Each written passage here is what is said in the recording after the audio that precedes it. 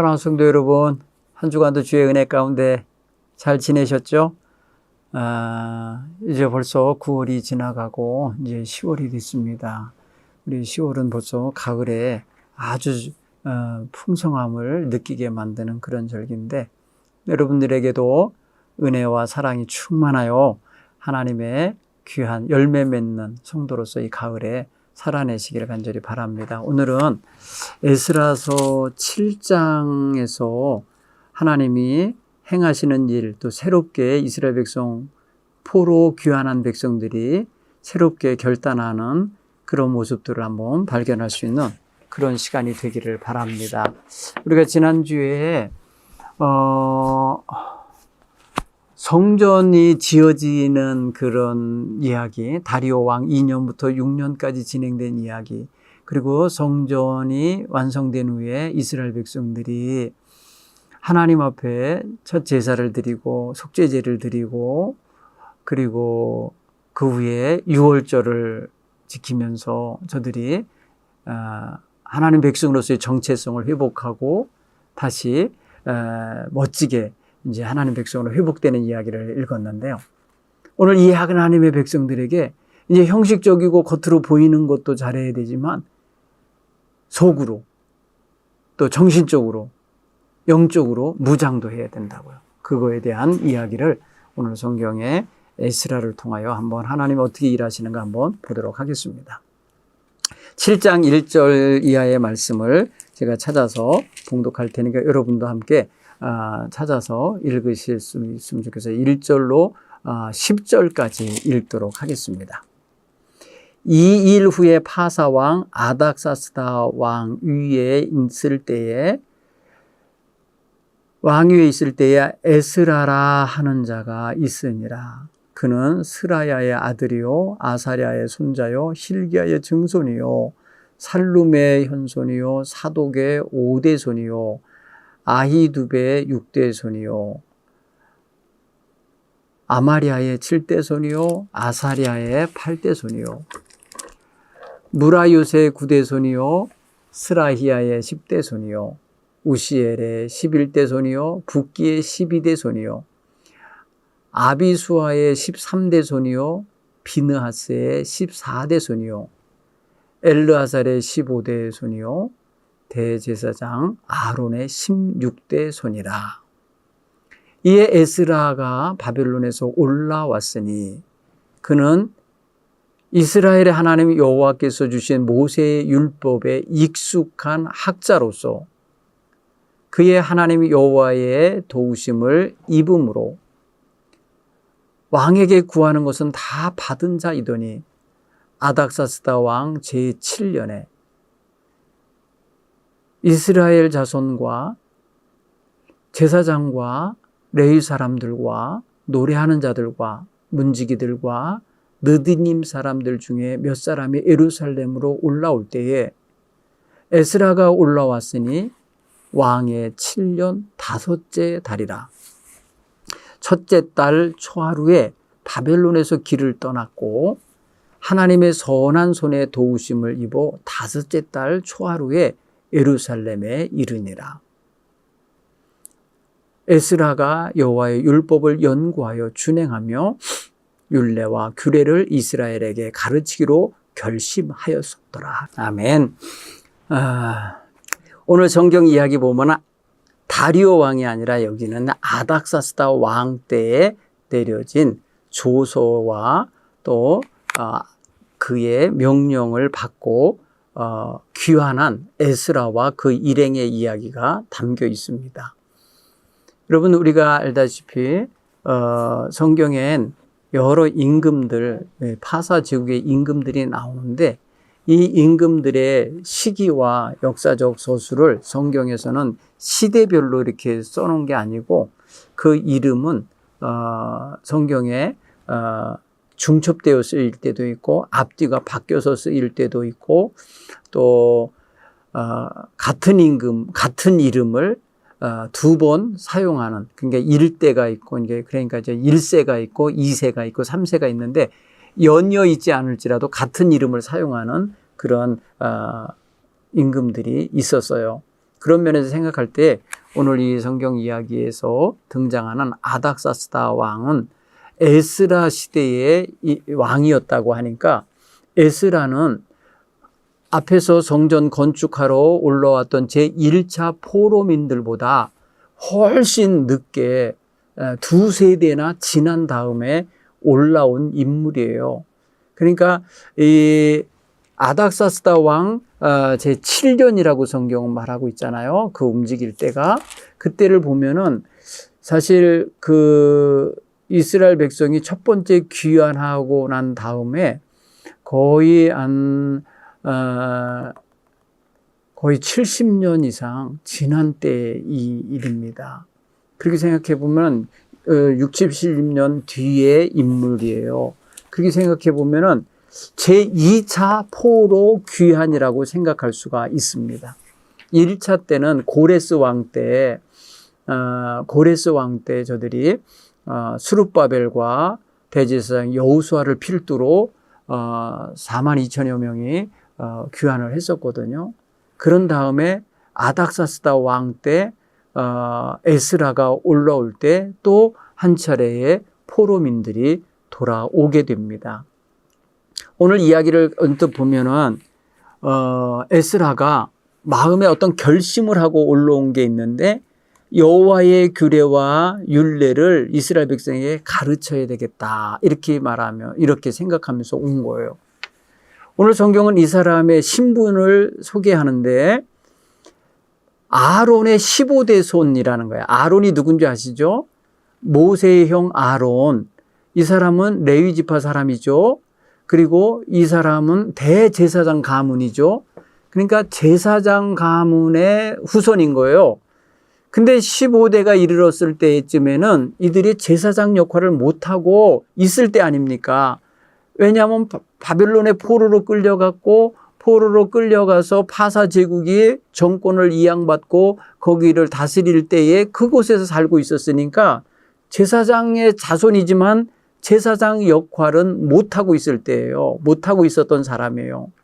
물론 1차 포로 귀환할 때 고레스 왕 당시에 돌아온 제사장들이 있을 때에 이 에스라의 집은 안 온 거죠. 못 온 거거나 안 왔겠죠. 그러니까 더 늦게 지금 여기서 출발하는 겁니다. 늦게 출발하는 거예요. 수십 년 늦게 출발해 들어오는 거예요. 그 다음에 이 사람에 대하여 또 한 가지 그 사람의 신분을 얘기해 주는데 뭐냐면 모세의 율법에 익숙한 학자로서 이렇게 비슷한 학자였다는 거예요. 그러면 학자라고 보면 서기관 정도로 생각해 보면 어떨까 싶어요.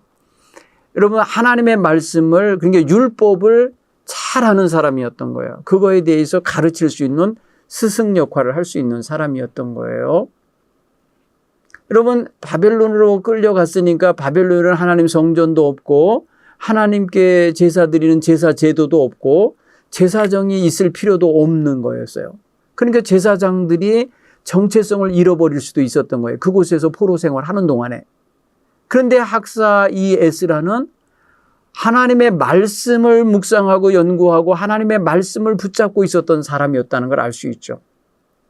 그래서 그는 이제 하나님의 귀한 은총을 입고 살렸어요. 그 증거로 뭐냐면은 바벨론에서부터 바벨론 시절에 끌려갔던 자손인데 그가 하나님의 선한 손의 도움을 받으면서 살았던 사람이고 그리고 왕에게 무엇이든가 이렇게 구하는 것마다 다 뭐랄까 허락받는 사람이었다는 거예요. 그럼 이 사람 정말 어떤 거예요?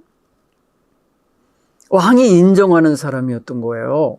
그래서 왕이 그 파사 제국의 임금이 에스라가 뭐를 요구하면 그래도 다 들어준 사람이에요.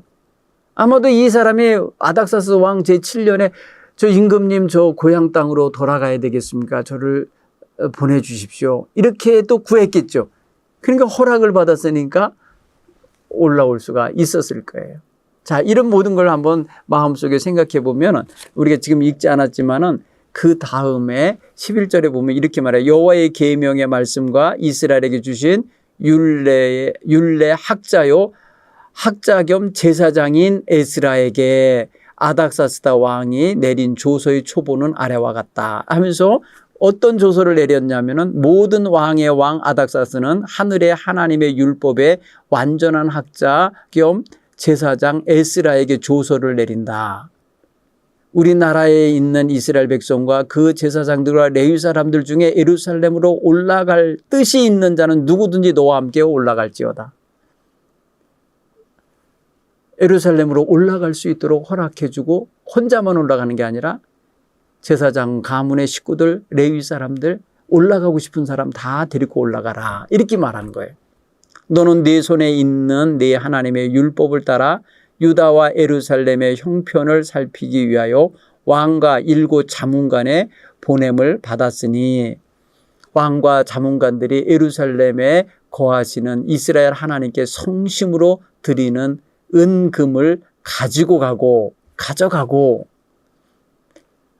또 네가 바벨론 온 도시에서 얻을 모든 은금과 및 백성과 제사장들이 예루살렘에 있는 그들의 하나님의 성전을 위하여 기쁘게 드릴 예물을 가져다가 그들의 돈으로 수송아지와 순양과 어린 양과 소재와 전제 물품을 신속히 사서 예루살렘 네 하나님 성전 제단 위에 드리고, 그 나머지 은금은 너와 너의 형제가 좋게 여기는 일에 너희 하나님의 뜻을 따라 쓸지어다. 이렇게 얘기를 해줘요. 참 멋진 임금이고 멋진 신하였던 것 같아요. 그러니까 학사 겸 제사장인 에스라를 예루살렘으로 올려보내면서 제사장과 레위인들, 데리고 갈 사람들 내지는 가기 원하는 사람 다 데리고 가고, 또 가서 내가 보내는 7명의 자문관과 왕들의 보좌를 받아서 가서 그 하나님의 성전 형편을 잘 살펴보고 여호와 하나님께 은금을 가져다가 제사를 드리라는 거예요. 그래서 제사를 드리도록 제사 물품과 예물까지 허락해서 보내는 거 보세요. 참 따뜻한 임금이고 또 에스라에게는 아주 후한 대접을 드리는 거라는 걸 알 수 있어요. 그죠? 하나님의 성전에서 섬기는 일들에 필요한 또 물품들, 그릇들, 이런 것들 외에 하나님 성전에서 쓰일 것들이 많을 거 아닙니까? 그런 것들을 궁중 창고에서 다 내다가 드려라 하면서 굉장히 귀한 고난을 주었습니다. 그러면서 이런 말도 해줘요. 그 아닥사스 왕이 내가 유브라데 강 건너편 모든 창고지기에게 조서를 내려 이르기를 하늘의 하나님의 율법 학자 겸 제사장 에스라가 물은 너희에게 구하는 것은 신속히 시행하되 멋진 걸 주셨죠. 은은 100달란트까지, 밀은 100고르까지, 포도주는 100밭까지, 기름도 100밭까지 하고 소금은 정량 없이 주라. 이렇게 명령을 했어요. 물을 하나님의 전을 위하여 하늘 하나님이 명령하신 것은 삼가 행하라. 어찌하여 진노가 왕과 왕자의 나라에 임하게 하랴. 내가 너에게 이르노니 제사장들이나 레위 사람들이나 노래하는 자들이나 문지기들이나 느디님 사람이나 혹 하나님의 성전에서 일하는 자들에게 조공과 관세와 통행세를 받는 것은 옳지 않으니라. 세금 받지 말아라. 면세의 권한을 주었어요. 에스라여, 너는 내 손에 있는 내 하나님의 지혜를 따라 내 하나님의 율법을 아는 자를 법관과 재판관으로 삼아 강 건너편 모든 백성을 재판하게 하고 그 중에 알지 못하는 자는 너희가 가르치라.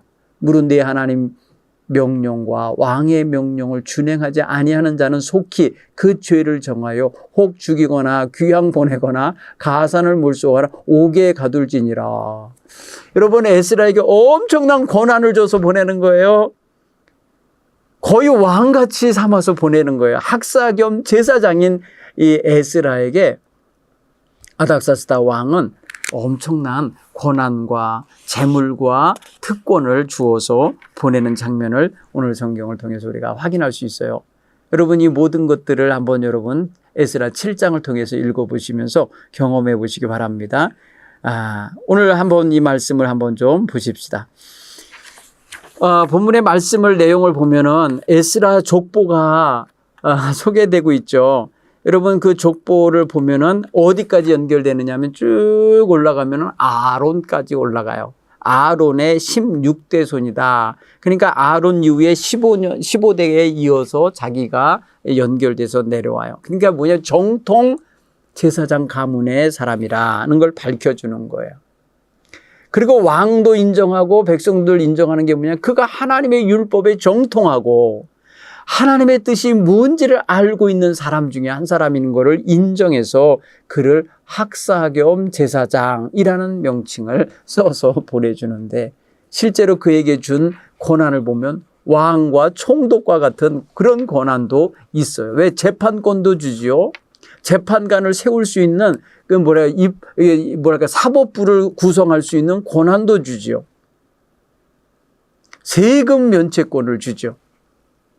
얼마나 멋져요. 그죠? 그 다음에 무한한, 그러니까 정량 없이 받을 수 있는 소금이나, 그 다음에 또 포도주는 얼마까지, 밀가루는 얼마까지, 은은 얼마까지 받을 수 있는 권한을 내어주어서 조서를 받아갖고 오잖아요. 그러니까 여러분, 파사지국이 굉장히 넓은데 그 중에 유프라데 강 서쪽이면은 이 가나안 땅이 포함되어 있는 지역이거든요. 그 지역의 총독에게도 보내게지고, 그 총독하에서 지켜가거나 관리하는 창고 관리 관원들에게 조서가 내려간 거기 때문에 너무나도 든든한, 여기도 역시 뒷배가 돼주는 임금이 있는 거예요. 자, 그런 면에서 보면 참 에스라는 굉장히 사랑받는 사람이고 인정받는 사람이었다라는 걸 느껴져요. 여러분, 이렇게 누군가가 뒤에서 뒷배가 돼줄 뿐 아니라 이렇게 특권도 주고 이렇게 인정해주고 놀라운 후원을 해준다는 것은 정말 복 있는 인생이다, 이렇게 생각되집니다. 자, 성전 재건 후에 이제 이스라엘 백성이 처절한 실패와 좌절에서 이제 벗어나야 되는데, 이때 돕기 위하여 준비된 사람이 바로 누구냐? 바로 에스라다. 에스라는 바로 이스라엘 백성들이 왕에게로부터 허락받아서 성전은 지었고, 성전을 지었지만은 성전 제사가 이제 되살아나긴 했지만 아직 이들이, 백성들이 하나님의 율법을 모른 채 살아가고 있는 것을 알았어요. 그래서 저들에게 정말 다가가서 하나님의 말씀을 내가 가르쳐야 되겠구나, 이렇게 결심을 한 거예요. 이런 결심을 했으니까 당연히 왕에게 나를 보내달라고 청원했겠죠. 그러니까 왕이 허락을 하는 거고, 허락하면서 갈 때에 제사장과 모든 이들을 함께 가기 원하는 이를 데리고 가라, 이렇게 말하는 거잖아요. 자, 오늘 내용을 한번 살펴보면은 에스라 일행이 바벨론을 떠날 때부터 예루살렘에 도착할 때까지의 기간이 나와요. 이게 먼 길이라는 뜻을 말해줄 거예요. 왜냐하면 당시에는 자동차도 없었고 비행기도 없었던 시기에 다 뭐예요? 발로 걸어와야 돼요. 짐승의 발걸음 속도로 와야 돼요. 왜? 짐을 싣고 와야 되니까. 그러니까 사람의 발걸음 속도가 아니에요. 짐승 발걸음 속도로 오는 거예요. 그 가축들 데리고 와야 되는 우마차를 끌고 오는 그런 가축들의 속도에 맞춰서 오는데, 보면은 성경 보면은 이렇게 왕이 다스리는 7년째 되는 해 5달 5월에 출발을 했어요. 그죠? 근데 에스라가 그때 도착을 했어요. 그때 도착했어요. 근데 언제 출발했냐? 첫째 달 초하루에 출발했대요. 새해 첫째 출발한 거죠. 그러니까 제7년 1월 1일 날 출발한 거예요. 그런데 5째 달 초하루에 도착했대요. 그러면은 1월, 2월, 3월, 4월 지나고 5월 첫날이니까 만 4개월을 걸어온 거예요. 그러니까 여러 한 120일 동안 걸어왔다는 소리예요. 먼 길인 거죠. 4개월 동안 걸어올 거리에 있었던 거죠. 근데 이때에 하나님의 선한 손이 그를 도왔다고 표현하고 있습니다. 왜 도왔다고 표현하겠어요? 그 가는 길이 4개월 동안 가는 길이 험한 길이고, 여러 나라를 통과하면서 와야 되고, 또 험악한 산지, 또 사막 같은 땅, 골짜기 같은 땅을 지나와야 돼요. 그러면 그런 오는 과정에 강도 때도 산적 때도 만날 수 있잖아요. 악한 무리를 만날 수 있잖아요. 그런데 하나님의 선한 도우심으로, 하나님의 선한 손의 도우심, 여기도 하나님의 손이 말해지는데, 이거에 도움을 받으면서 무사히 도착했다고 이렇게 이야기를 해놔요. 여기서 정말 사실은 두 번이나 강조하는 게 뭐냐면 여호와 하나님의 도우심이에요. 오늘 성경에서 우리가 읽은 것 중에 6절의 말씀에도 그게 나와 있고요. 9절의 말씀에도 나와요. 에스라는 여호와 하나님의 도우심을 받으면서 사는 사람이었어요. 그래서 왕에게 구하는 건 다 받을 정도로 하나님의 선하신 도우심 속에 살았고요. 먼 길을 120일 동안 걸어오는 길도 역시 하나님의 선한 손이 그를 보호하고 인도해 주신 거예요. 에스라 한 번도 안 와본 길을 걸어오는 거예요, 이게. 에스라는 파사제국에서 태어난 사람이잖아요. 그렇기 때문에 사실은 이 가는 길을 한 번도 걸어가 본 적이 없고 경험이 없는 길을 가는 거예요. 우리 인생이 물론 하루도 살아본 날을 또 사는 사람은 없죠. 다 매일매일이 새날인데 그 가는 날 내내 하나님의 선한 손이 도우시는 이런 은혜 속에 살면 얼마나 좋겠어요. 그죠? 우리가 그런 거 바라보면서 에스라에 대하여 읽을 때 하나님, 나와 내 자식들이 이런 하나님의 선한 도우시는 손길 속에 살기 원합니다. 이런 기도를 하나씩 만드십시오. 뭘 어떻게 살았길래 이 사람이 이렇게 하나님이 좋아하시고 기뻐하시고 이렇게 도와주시나? 한번 그런 면에서 한번 에스라에 대해서도 묵상할 필요가 있어요. 여러분, 성경은 그러한 모습을 어떻게 표현했나 보세요. 7장 10절 보세요. 왜 하나님이 그를 그렇게 사랑할 수가 있었나? 에스라가 여호와의 율법을 연구하며 준행하며 살았대. 연구하며 준행하며 살았던 사람이에요. 그냥 된 게 아닌 거예요, 결국은. 그러니까 하나님이 선하신 손길로 도와주시는 사람, 평소에 어떻게 살았냐?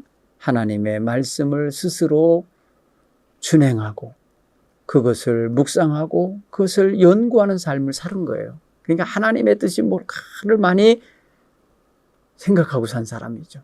그리고 그렇게 깨달아지는 대로 살아낸 사람이죠. 여러분, 그렇다고 볼 때에 그는요, 하나님 마음에 안 들겠어요, 그런 사람? 여러분, 지금 보세요. 에스라가 이렇게 살았던 땅이 어디예요?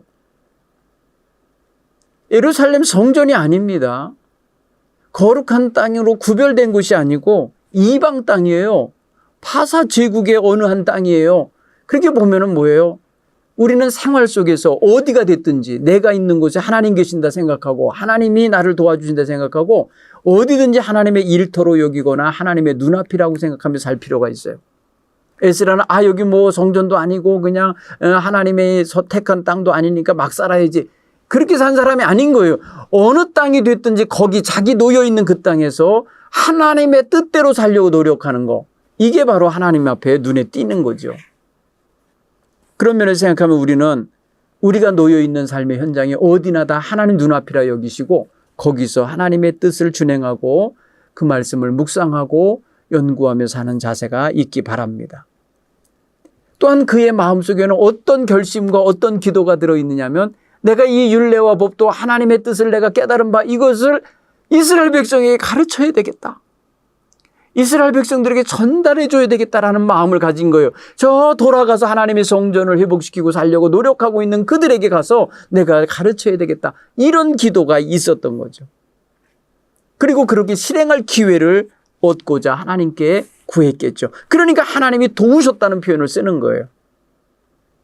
자기가 하고자 하는 거를 왕에게 구할 때에 하나님 도와주세요 했기 때문에 왕이 허락하게 되고 나를 가게 해주세요. 거기 보내주세요. 나 그 땅 가서 그들을 가르치며 살겠습니다. 라고 할 때에 가도록 허락받는 거고 구하지 않은 것까지 덧입혀주는 이런 은혜를 받지 않았을까 이렇게 생각이 되죠. 그렇죠? 여러분, 저는 이 에스라를 위해서 아닥사스다 왕이 내린 조서의 내용 아까 제가 읽어드렸잖아요. 그 내용을 여러분도 다시 한번 살펴보면 와, 이거는 정말이죠. 에스라와 아닥사스다 왕 사이에 어떤 대화가 오갔는지 다 기록은 안 되어 있지만 왕이 허락하는 내용들을 보면 조서로에 담겨 있는 내용을 보면 굉장히 많은 내용들이 있었다는 걸 알 수 있어요. 그렇죠? 여러분 보면은 제사장이나 레위인들 가운데 예루살렘에 늦었지만 올라가고 싶은 사람 있으면 다 데리고 가라. 너와 함께 갈지어다. 허락. 그죠? 백성을 빼가는 거 아닙니까? 파사 제국의 임금 입장에선 백성 이동 아닌 거 아닙니까? 이동. 그럼 어떻게 보면 민감한 상황이에요. 정치적 상황이거든요. 그럼에도 불구하고 아무런 경계심을 안 갖고 에스라를 믿으니까 에스라가 이들과 함께 올라가는 걸 허락하는 거 보세요. 또 하나님의 말씀, 율법, 오늘 그걸 수식하는 말이 뭐라고 표현하냐? 14절에 보면은 네 손 안에 있는 네 하나님 율법을 따라 이렇게 표현했어요. 그건 무슨 소리예요? 지금 에스라의 손에는 율법책이 있는 거예요. 자, 제사장의 자손이에요. 그들이 포로로 끌려왔어요. 그러니까 이들이 다른 건 다 놓고 올지라도 이 율법책을 끌어안고 온 거죠. 뭐 하나님의 말씀을 가지고 온 거예요. 이건 이들의 조상이 잘한 거예요. 에스라의 조상이 목숨을 걸고 그 위태로운 지경에서도 율법책을 버리지 않고 가지고 온 거예요. 그러기에 보존된 거죠. 정말 잘한 거예요. 저는 이런 말씀을 보면은 야, 우리가 어디로 끌려가고 이사 갈 때 제일 먼저 챙기는 건 돈 챙기고 귀금속 챙기고 뭐 옷 챙기고 뭐 이런 걸 챙길 텐데 우리 식으로 말하면 성경책을 챙긴 거예요. 하나님의 말씀을 가지고 온 거예요. 그러기에 지금 에스라의 손에 크게 들려져 있는 거예요. 너무 귀한 유산을 갖고 있는 거죠. 그러기에 날마다 이 말씀을 연구하고 묵상할 수 있는 그런 기회를 가질 수 있었던 거예요. 사랑하는 성도 여러분, 우리는 우리 자녀들에게 무엇을 귀중히 여겨야 되고 무엇을 꼭 지켜가야 할지를 가르쳐야 할 필요가 있습니다. 먹고 사는 거에만 전념하게 가르치는 건 마치 지혜로운 것 같고 이 시대를 앞서가는 것 같지만 그렇지 않아요. 하나님을 잃어버리고 모든 걸 가진들 무슨 소용이 있습니까? 하나님을 섬길 줄 모르는 자식들 길러놓아서 성공했다고 뭐 박수칠 일이 있겠어요? 하나님을 먼저 알고 하나님의 말씀을 붙잡을 줄 아는 자식들로 세우시고 가정을 세워가시기 바랍니다. 에스라처럼 율법을 연구하고 율법을 묵상하고 그 율법을 준행하며 살아가는 모습. 이게 단계가 있겠잖아요. 말씀을 읽어야 연구가 되지죠. 읽은 것을 묵상해야지 뜻을 알게 되죠. 뜻을 알아야 준행하게 되죠. 그죠? 우리가 하나님의 말씀을 읽고 묵상하고 그 말씀대로 뜻을 깨달아서 마음에 새기고 생활로 실천하는 길. 여러분, 이게 에스라가 한 일이에요. 그러니까 하나님은 이런 사람을 도와주셨고 이 사람의 가는 길을 열어주셨고 이 사람이 소원하고 마음에 결심한 대로 이룰 수 있는 길을 완전히 크게 열어주는 거 보십시오. 우리가 이렇게 살아낼 수 있었으면 좋겠습니다. 오늘 이것을 우리에게 적용해 보시기 바라요. 이스라엘 백성은 성전만 재건하면 모든 게 다 될 줄 알았겠죠. 성전 제사만 드리면 될 줄 알죠. 그러나 여러분, 내용도 모르고 정신도 없이 영적인 자세도 없이 그냥 성전 제사만 잘 드린다고 해서 바르게 될까요? 또 저들이 정치적으로나 경제적으로 어려운 시기를 맞이하게 되거나 또 외부 적들이 와서 자꾸 괴롭히고 뺏어가고 강탈하는 그런 현실에 놓여 있을 때에 저들은 정말 좌절할 수밖에 없었을 거예요. 어떻게 보면 하나님이 자기들을 방치한 것 같고 돌아오게 해놓고는 아무것도 도와주시는 거 없어 보이니까 서운할 수도 있었을 거예요. 여러분, 그건 나중에 느헤미야 시대, 이거보다 또 이제 약 한 13년 후에, 에스라보다 13년 후에 보면은 아닥사스다 왕 제20년에 느헤미야가 다시 3차 귀환을 하게 될 때 보면은 그 3차 귀환하는 이유가 뭐예요? 예루살렘 성전이 황폐해졌고 성전이 무너져 있고 또 성전 문짝들이 다 불타 있다는 소식을 듣고 슬퍼하며 금식할 때에 하나님께서 그에게 비전을 주신 거 아니겠어요? 그때까지 그들은요, 계속해서 적들에게 늑탈을 당하고 강탈당하고 괴롭힘을 당하고 살았어요. 그러니까 여러분, 하나님 성전 지어놓았을지라도 하나님의 성전이 그들 무리에 의하여 침범당하고 이용당하고 빼앗김당하는 현장일 수밖에 없었던 거예요.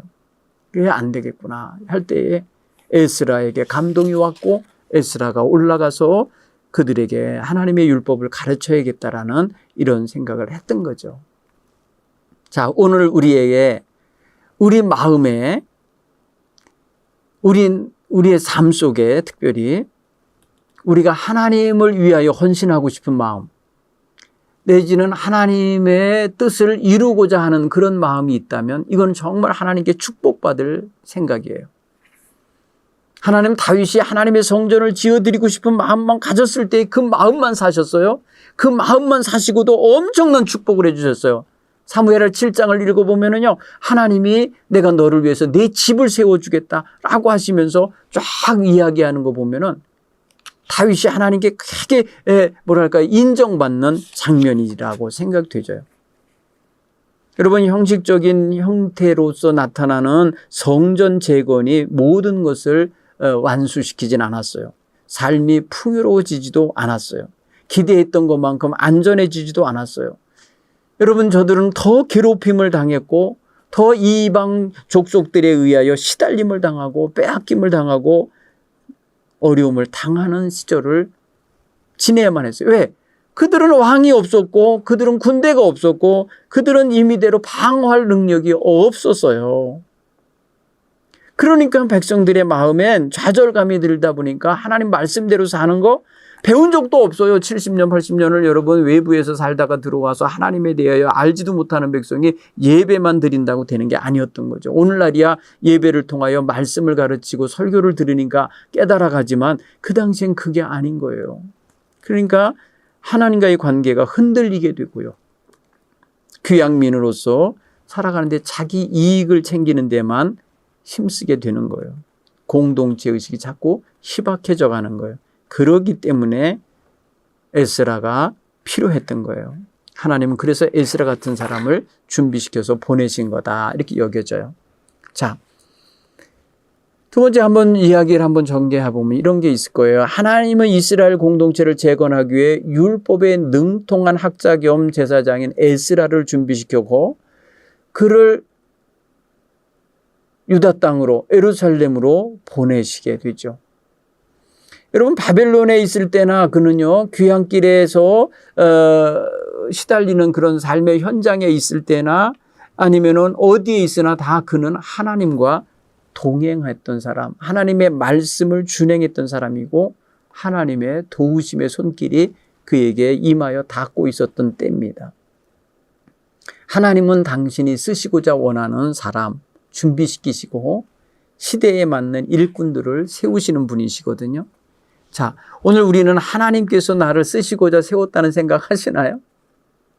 나의 가정을 위해서, 나의 자녀를 위해서, 나의 교회를 위해서, 나의 회사와 나이가 속한 모든 공동체를 위해서 하나님이 나를 세우셨다. 이런 소명의식이나 하나님 앞에서 사명감을 갖고 있나요? 이거 필요합니다. 오늘 우리에게 있어서 하나님은 위기에 빠져 있는 이스라엘 공동체를 재건하시기 위해서 에스라를 준비시켜 보내신 거예요. 그래서 저들의 마음속에 하나님의 율례와 규례를 알도록 가르치도록 보내신 거예요. 하나님 말씀에 능통한 자를 보내신 거예요. 그렇게 하도록 하시는 거죠.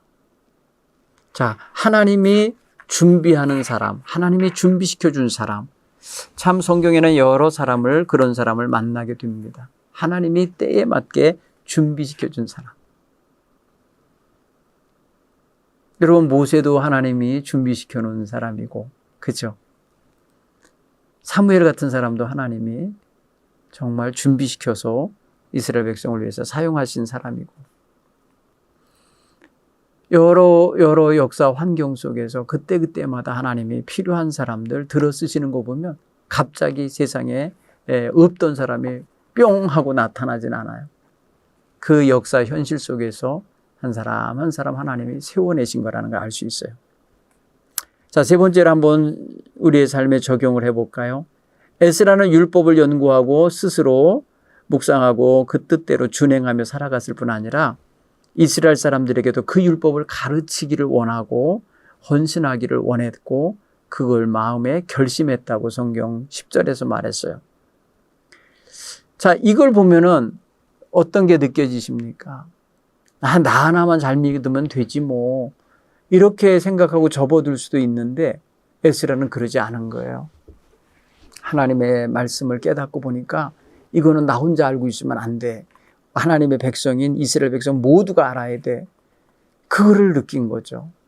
그래서 아주 간절한 마음으로 예루살렘으로 돌아가서 그들을 가르치고 싶은 생각이 들었던 거예요. 내가 가르쳐야겠구나라고 하는 마음을 가진 거예요. 오늘 결심하였다 그랬어요. 결심하였었더라. 여러분, 결심한다는 게 뭡니까? 계획과 자기의 마음의 다짐과 결단을 함께 묶어서 표현하는 표현 아니겠어요? 그렇게 보면은 하나님의 말씀을 백성들 모두에게 전해서 백성들을 하나님의 뜻에 맞게 살게 해야 되겠다는 넓고 큰 것을 품은 거죠.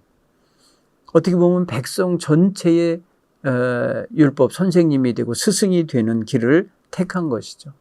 그래서 그걸 놓고 하나님께 기도했을 거예요. 그러니까 하나님께서 도와주셔서 왕에게 구하는 것마다 다 얻게 하였다라고 하는 게 아니겠어요? 하나님 앞에서 우리도 이렇게 마음에 하나님이 원하시고 기뻐하시고 선하신 뜻에 합당한 그런 꿈과 비전과 소원을 품고 기도할 때에 하나님께서 속히 응답해 주시는 체험들을 하시기 바랍니다.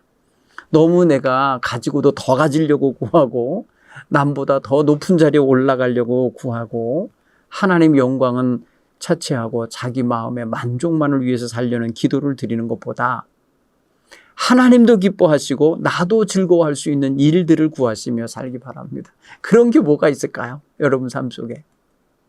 하나님이 기뻐하시며 나도 기쁠 수 있는 일. 하나님, 내 자녀들을 바르게 세우고 싶습니다.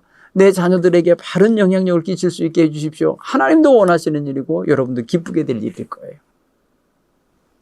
교회를 하나님 부흥케 하고 복음 전하여 영혼 구하고 싶습니다. 여러분, 이거 하나님도 원하시는 거고 여러분도 기쁠 수 있는 기도예요. 그렇죠? 이와 같이 말입니다. 우리가 하나님이 뭘 기뻐하실까에 초점을 맞춰보면요, 아주 거룩한 일들, 큰 일들, 그리고 교회에 아주 멋진 일들이 많이 있어요. 사랑하는 성도 여러분, 우리가 그런 자세를 가지고 기도해 보면 어떻겠어요? 너무 이기적이거나 개인적인 차원에만 머무는 협소한 기도보다 이제 성숙하여질수록 다른 사람을 위한 기도, 다른 사람을 위해서 선한 영향력을 끼치고 싶은 그러한 소원들 품고 살아갈 수 있는 저와 여러분이 다 되시기를 바랍니다. 우리 인생 짧거든요. 짧은 기간 동안에 지금까지 내가 나를 위해서 사느라고 애썼지. 이제부터는 내가 하나님을 위하여 그리고 이웃을 위하여 다른 연약한 이웃 사람들을 위하여 쓰임받기를 원해야지 하는 이런 구체적인 선한 계획들을 한 번쯤은 품고 살아가시기를 바랍니다. 사실 말입니다. 에스라는요, 그 이후에 보면은 아닥사스다 왕이 후원해주고 그리고 또 자기가 함께 올라갈 사람들의 후원을 받고 또 이미 가 있는 사람들의 후원을 받으면서 가게 됩니다. 그런 걸 보면 여러분, 이제 8장에 보면은 에스라가 함께 돌아올 때에 나랑 함께 올라갈 사람들은 모여라 이러면서 이제 사람들을 찾아요. 그리고 불러 모아요. 거기에 대표적인 게 바로 이제 레위 사람들, 레위 지파 사람들. 그게 누구예요? 다 하나님의 성전을 섬기면서 살아야 할 사람들이고요. 또 그 사람들이 있고 또 돌아가면은 바로 하나님 앞에 귀히 쓰임 받을 사람들이거든요. 그렇게 기도하게 되고요. 또 이 일을 위해서 에스라는 금식하며 하나님께 기도해요. 하나님께 이제 금식을 선포하는데 그때 이렇게 표현한 적이 있어요. 8장 21절에 보니까 내가 아하와 강가에서 금식을 선포하고 우리 하나님 앞에서 스스로 겸비하여 우리와 우리 어린아이와 우리 모든 소유를 위하여 평탄한 길을 그에게 간구하였으니 이는 우리가 전에 왕에게 아뢰기를 우리 하나님의 손은 자기를 찾는 모든 자에게 선을 베푸시고 자기를 배반하는 모든 자에게는 권능과 진노를 내리신다 하였으므로 길에서 적군을 막고 우리를 도울 보병과 마병을 왕에게 구하기를 부끄러워 하였음이라. 그러므로 우리가 이 일을 위하여 금식하며 우리 하나님께 간구하였더니 그의 응낙하심을 입었느니라. 이렇게 말해요. 여러분, 이게 무슨 소리인지 아시죠? 아까도 언급했지만은 저들이 4개월 만에 예루살렘에 도착했다 그랬잖아요. 그때 뭐라고 표현했냐면 하나님의 선하신 손의 도움을 받아서 왔다고 표현했잖아요. 근데 사실은 그렇게 120일을 오려고 할 때에 근심된 게 있었기 때문에 금식 기도를 한 거예요. 뭐냐면 하나님의 손이 우리를 하나님을 찾는 자들을 선함으로 인도하시고 도와주신다고 했을 때 그렇게 말하고 살았는데 행여라도 가는 동안에 적군의 뭐랄까요, 공격을 받거나 뭐 어려움을 당할까 봐 왕에게 우리를 도와줄 보병이나 마병을 좀 붙여주십시오. 이런 거를 달라고 요청하기가 부끄러웠다는 거예요. 그러니까 하나님 앞에 우리는 기도하자.